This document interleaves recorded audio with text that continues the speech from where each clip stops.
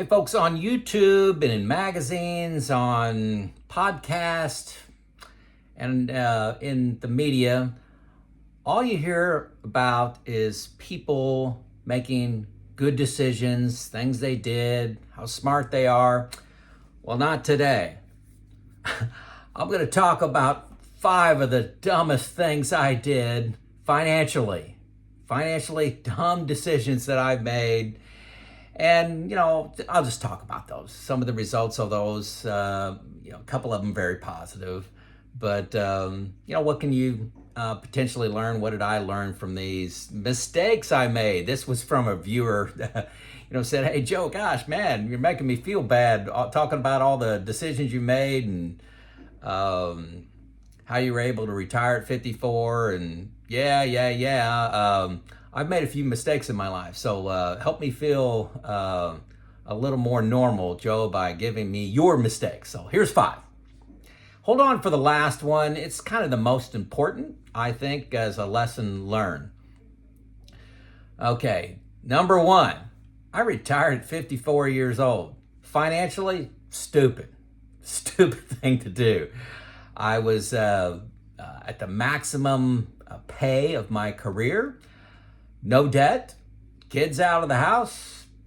I should have worked financially, would have made perfect sense to work 1, 2, 25 more years. Eventually, everybody's got to make that decision. When do you have enough? But financially, it was dumb.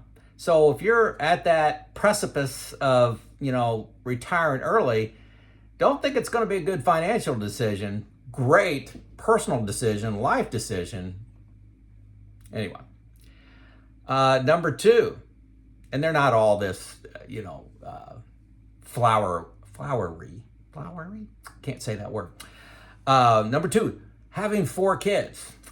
That was not a stroke of financial genius. Love all my kids. I can't imagine life without them.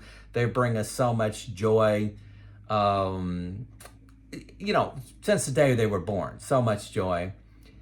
And I can't imagine not having a big family. I guess one of my wife's regrets is she wanted 1, maybe even 2 more. But 4 kids financially and not very smart. But again, a great decision. Can't imagine life without that. Number 3, and this gets more into, truly bad decisions. I don't know if I can categorize them that way, but I took a substantial promotion to go to a job near South Bend, Indiana. 6 hours away from where I'm currently located, where I had been located, and it was a big job. And worked there maybe 18 months, and decided. Actually, there was a family vote, 5-1, to move back home. My wife and I wanted our kids to have a foundation of family and not be on the my career track of changing cities and jobs every 2 to 3 years, moving to South Bend, then to Alabama, and then to Pennsylvania, and then to California. Just didn't want to do that. We wanted rock solid foundation for our kids to grow in safety and around family. And that was a great decision. Personally, family-wise, would make it 10 times out of 10. Financially, I took a job at a substantial pay cut. Took me probably 5 years to get back to that level of income. Number 4, and this is the stupid tax that I paid in the 2008 financial crisis. And it's easy to judge on this one that, boy, this was a mistake. But I did move some money, about 10% of my money, out of stocks into fixed. But living through that time was rough. The entire financial system was in jeopardy of collapsing. And it was really that serious. That's not an overstatement. Okay, and now looking back on it, it was an opportunity to buy low, and dollar cost average in. But I didn't panic, but I emotionally reacted because I'm like, oh my gosh, this is bad.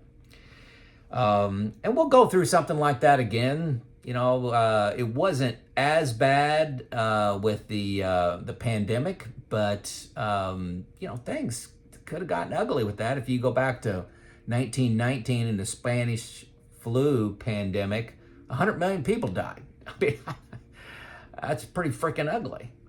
And there was talk about something similar, so there was time to panic there. So forgive yourself if you did panic. I panicked in 2008. I call it my stupid tax. It's something that keeps me humble. And then number 5, and this one's a little bit more complicated and probably a little bit more geared towards the younger audience, is I saved too much tax deferred. I should have taken some and put it in a brokerage account. In a brokerage account, long-term gains gets taxed less than ordinary income at this juncture. That could always change, but currently it's less. I did not fully understand RMDs and the impact it would have on my retirement life. RMD is required minimum distribution, kicks in at 75 for me, and it forces me to take money, which, that's not a bad thing, but it takes much more money than I would normally take out, which throws me into very high tax brackets.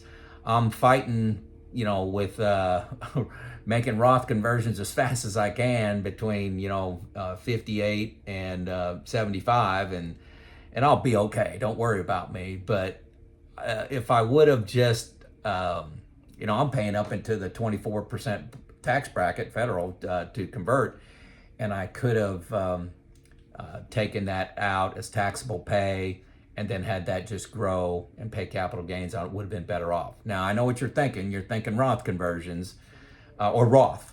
Why didn't you have a Roth account? Well, I'm a little bit older. Roth was not offered at my company until I retired. Was not offered as part of their package. Now I could have opened up a Roth on the outside, and contributed to a small amount, each year. But it wasn't really a big option. So if you have the option for Roth, load that up. If you're going to be retiring early, make sure you beef up your brokerage account or whatever you want to call it for the money that you want before 59 and a half.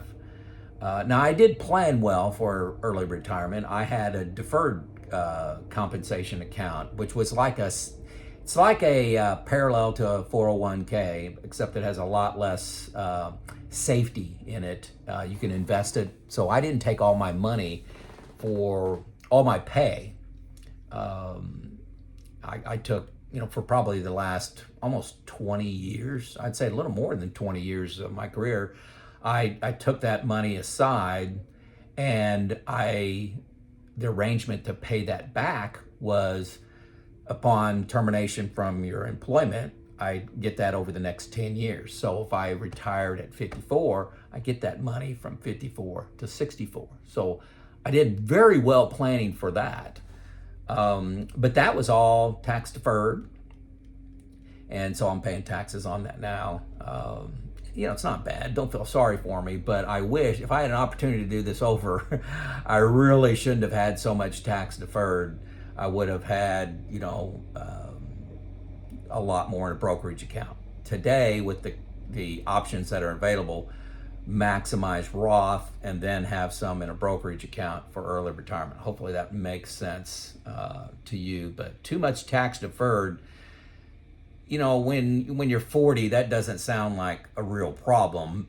But when you're 60 and you can see on a graph what your RMDs are going to look like when you're 75, 76, 77, 78. I mean, you see it graphically, your tax, and you're like, oh my gosh.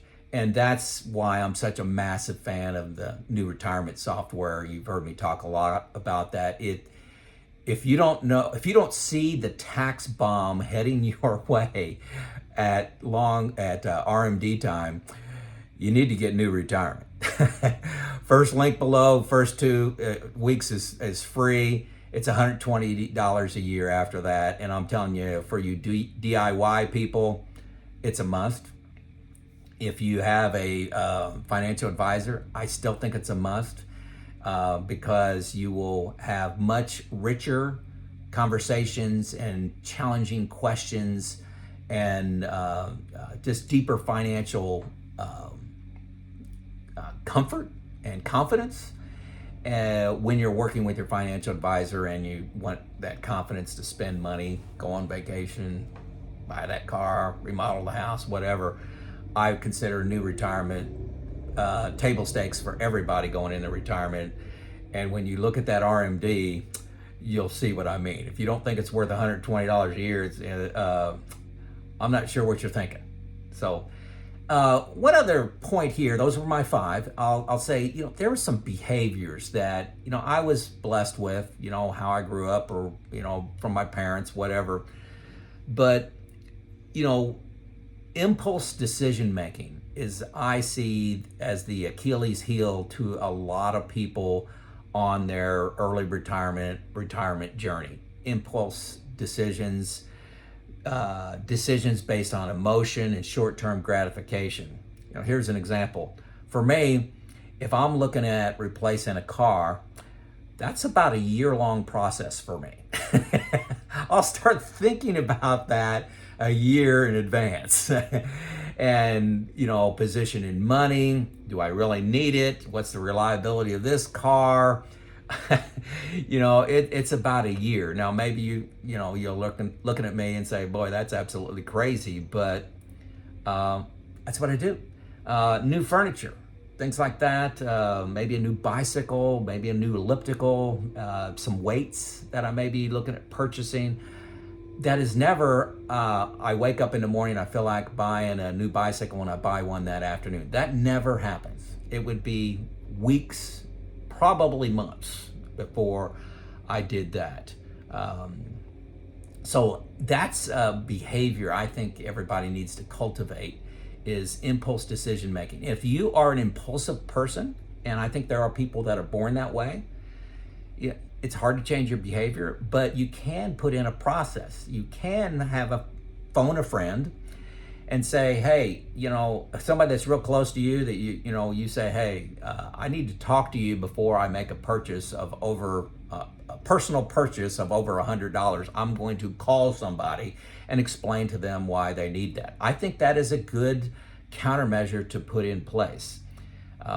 I really have been blessed with, always taking the long view. That's a Matthew Kelly quote, a guy that I listen to. Take the long view, where I think through things like, using the car example, is how long will that car feel new to me and bring me joy versus it's just reliable transportation.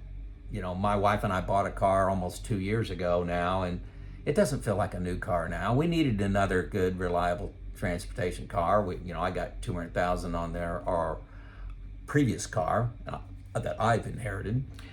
And it's still in great shape, but we wouldn't want to drive out to Colorado or to Florida or to Maine in it. It's just a couple 100,000 miles on it. What's that? It's a 12 years old. So how long are you going to get the joy, the excitement of something being new? It's less than you think. So taking that long view. So there you go. There's my 5 worst financial decisions that I made. A couple of them I'd make again. Retire early, have 4 kids, maybe 5. But the other ones I could do without. Maybe quit my job in South Bend. That was a good thing too. So the financial crisis and too much tax deferred are probably my real ones that I'd like to have a do-over. This is Joe out.